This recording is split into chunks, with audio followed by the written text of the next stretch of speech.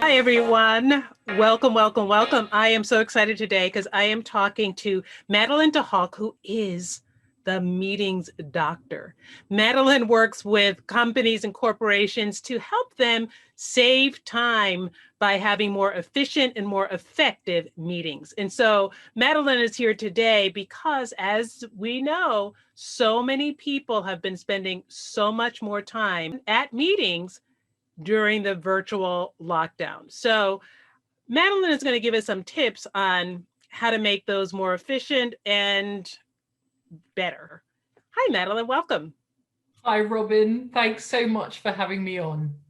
Great, great, great. So you mentioned there are a lot more meetings taking place, right?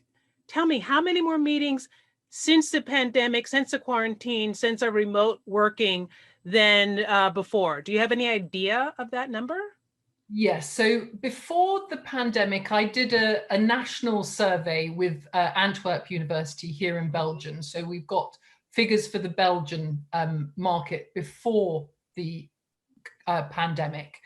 And on average, people were having between 6 and 12 meetings a week. A week, right. A Okay. week. Now, I haven't conducted the same kind of survey since the pandemic, but every time I train clients, I always ask them, how many meetings are you having? And their answers lie between 4 and 10 meetings a day now. Oh my goodness. So you Yes, could yes, say it's yes. gone up by 8 to 10 times. Yeah, I'm hearing the same thing. The clients that I work with, it's like meeting to meeting to meeting to meeting. And because you don't have to travel, you don't have to go upstairs or downstairs, people think that it's okay to put all of these meetings. But is it? Tell us what that does to a person. Well, what's happening now is that, as you say, people are in back-to-back meetings, sometimes up to 10 meetings or even more a day. What's happening is meetings are starting earlier and they're going on later. Mm-hmm. And in between the meetings, you've got your emails to answer. So there isn't actually any time to get your work done. And yet we know from productivity studies and the data that's out there, we know that the productivity of people has stayed the same, if not improved. And so what's happening is they are getting their work done, but how are they doing it? They're doing it before their workday or after their workday. So their workday is elastic, it's stretching. They're Mm-hmm. fitting all their meetings in and getting their workday. And so I'm worried that, if that day keeps stretching, it's at some point it's going to snap. Right. Yes, yes, yes. So what you're saying is productivity is not affected yet, but they're filling in time that used to be personal time in order to get everything done. Yeah, because we're at Yeah, home, we've got our offices set up and we're right. able to do that. But they're juggling their home lives as well. So there's a lot Exactly. of pressure on people's shoulders now. Yeah, And a lot of pressure. So, what are some of your tips to making that say it not so, Madeliene? well, what I tell my clients is, we do need to meet. So meetings serve a function. We're Hmm. not going to be able to just say, okay, we're not going to meet anymore. If there is a decision to be made or some ideas to generate, connections to be made with people, we do need to meet. But what I find when I go deep with my clients about why they're having so many meetings, a very common problem is that in the meeting itself, we have a great discussion, but we don't get to a final outcome. So Hmm. what do we need to do? We need to arrange another meeting. By the time we've got our agendas together, maybe it's a few days or a few weeks, we do it all over again. Maybe we don't get an outcome that time. So we need another meeting. So we're actually creating more meetings for ourselves by changing and stopping and thinking, okay, how can we make our meetings better? Then we also not only make our meetings better, but we reduce the number of meetings that we need to have. And so I give my clients tools about how to make their meetings better. Okay, so of course, now we all want to know, what can we do to make our meetings better? So what I say is the 4 M's, the Hmm. 4 M's of masterful meetings. And those 4 M's are mindset, Mm-hmm. your methods, your meeting Mm-hmm. methods, your meeting manners. Mm-hmm. Meetings are intrinsically social, so you've got to have meeting manners, and your model. So you Okay. role Excellent. model good meeting behavior. So what does that mean? Let's take that apart. So the mindset is, it doesn't have to be this way. We can have better meetings. And that's about raising the awareness within your team, within your organization. This isn't okay. These back-to-back meetings, 10 meetings a day, it's not okay. We need to change. Mm-hmm. So that mindset shift, we don't have to accept the way it is, we can change it. It needs to be at the organizational level, at the meeting leader level, and at the individual level, because we've all got a role to play. So that's the first step. It doesn't have to be this way. We can improve things. We can change. Let's change our mindset. So that's number 1. Now, we know from meeting science that meetings that have a clear process, what I call methods, it can be very simple and it can be flexible. But if we have a clear process that people understand, then we know those meetings are more effective, and we know that the stress level of the participants comes right down because they know what to expect and what's expected of them. So as a minimum, in terms of methods, we need to know what's the reason we're meeting, what do we want to have achieved by the end of this meeting. Mm-hmm. That needs to be clear as an absolute minimum. So many meetings don't have that. And the second point is, how are we going to do that? So for example, if we want to make a decision, we want to decide, let's say we want to decide our top 3 priorities for 2021. Great. So that's the goal of our meeting. By the end of this meeting, we want to have decided our top 3 priorities for 2021. That's our goal. Now, how are we going to do it? How are we going to decide? Are we going to vote? Is it going to be by consensus? Are we just going to generate ideas and then the executive leaders will make an executive decision? How is that process going to happen? And that has to be clear. Okay, so how is that communicated? Who's responsible for communicating that, and how do you make it clear? And when do you communicate it? So ideally, you would communicate that before the meeting. Now we're in back-to-back meetings. It's not always possible, but it's the meeting leader's responsibility to communicate that. Sometimes the clients I speak to don't even know who the meeting leader is. And so then they decide amongst themselves, okay, well, the person who calls the meeting has the responsibility to either be the meeting leader themselves or to designate or find out who the meeting leader is. If you call a meeting, then it's your responsibility to find out who the meeting leader is. And so the purpose of the meeting ideally should be indicated in that meeting request. You clearly define it. If you haven't done that, it's not the end of the world, as long as you do it at the beginning of your meeting.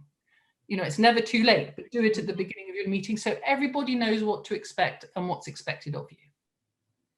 Excellent. All right. So we've got the mindset and the method. And then you want to talk about manners? Yes. So meetings are intrinsically social. They're the most social thing we do. Any kind of social context has social etiquette attached to it. When you invite your friends to dinner, there are certain norms that we just apply. Would you like to sit down? Would you like a cup of tea? Shall I take your coat? We expect all these things. It's no different for meetings. There needs to be manners. And so the manners are all about respect. Do I respect everybody's time? Is this the best use of everybody's time? Do I respect everybody's personality? Some people are extrovert and find it easy to talk. Some people are introvert and find it more difficult. Am I managing my meeting so that both personality types get a role and can speak up? Am I respecting everybody's expertise? I've called them into this meeting because of their expertise. So it's incumbent upon me to actually hear them and listen to them. Otherwise, it's a waste of all that potential. So it's about respect, time, personality, and expertise. And just to add to that, Robin, it's also, as a participant, it's my responsibility to respect everybody else's time, personality, and expertise.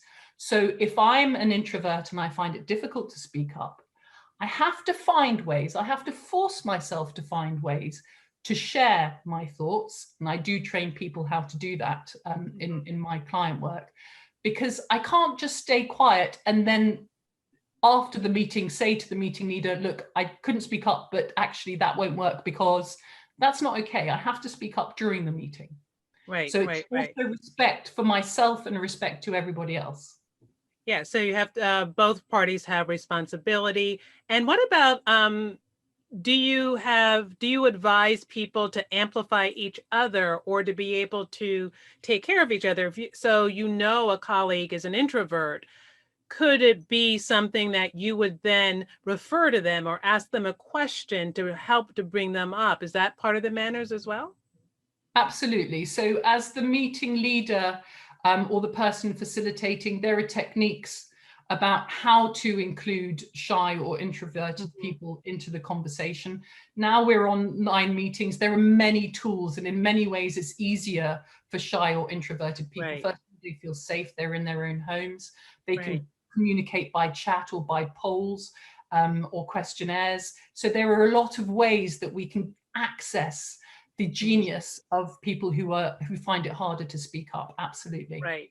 And then we talk about that a lot, but do you have tips, or what happens with the people who are on the opposite scale part of the spectrum? The people that love to hear the sound of their own voice, that interject all the time, that speak all the time and feel like their word is the law.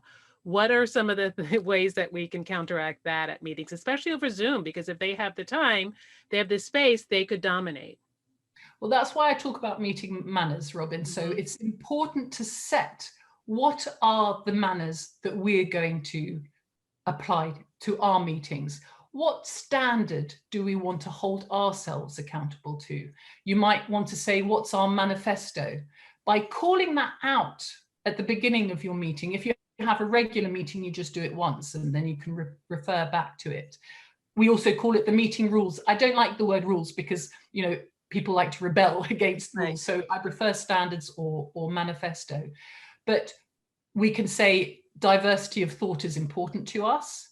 We commit to allow everybody equal time to speak. And we can even ask ourselves, what will we do if somebody goes overboard? Are we going to time out, or are we going to lift, a clock up and say time out? There are ways we can do it, but we agree that beforehand. And then it's so much easier to step in and say, sorry, you're going on too long. We need time to get the next one to speak. Okay, excellent. I love that. I just had a client share with me yesterday, actually. It's like they were at a meeting and they thought that they were aligned with another person, and they thought that everything was aligned and agreed. And then like a week later, the opposite happened. So what do you recommend as far as meeting follow-ups to make sure that people are clear? How do things like that not happen? Well, in the meeting, in the meeting itself, that's how you can make sure that doesn't happen. So you've got your meeting process, your meeting method, which is clear. We've talked about the mindset, the method, and the manners, but you've got your method, you've got your agenda, whichever form that takes for you. And at every topic, at the end of every topic, you say, okay, what's the next action step? And you clarify what that is. Who's the person that's going to take that next action step? When are they going to do it by?